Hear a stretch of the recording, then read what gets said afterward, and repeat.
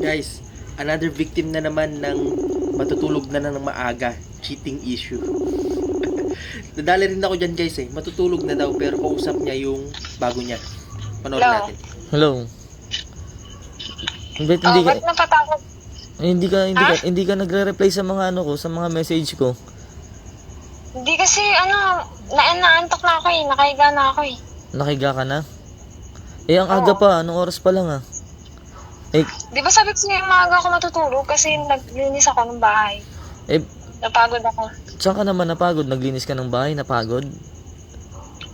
Oo. Napagod na bang maglinis ng bahay ngayon? Tsaka may sasabihin nga sana ako sa'yo. Kaso hindi ka naman nagre-reply sa mga message ko. Busy ka ba? Ano ba yun? Naantok nga ako. Inaantok ka? Eh parang Gusto ko nang matulog. sigurado ka, naantok ka? Oo. Baka pa pwedeng mag-usap muna tayo. Bakit? Hindi mo ako nire-reply sa... Ano saan ba? Para sa... Ano para saan? Hindi ka nagre-reply sa mga message ko. Hindi kasi, di ba sinabihan na kita na matutulog na ako? Sigurado ka matutulog ka? Ang aga pa nga. Ang aga pa, bakit parang...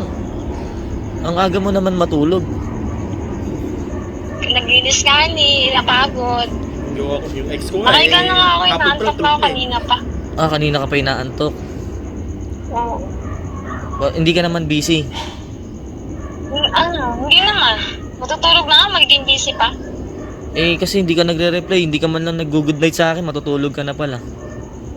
Aray. Ay, nakalimutan ko kasi. Hindi mo ba alam?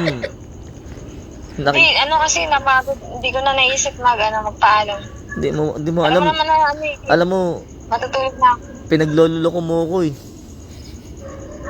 Hindi nga kita pinagluloko. Andi dito ako sa likod mo. Pinuntahan kita dito. Ito, nakikita kita. Saan?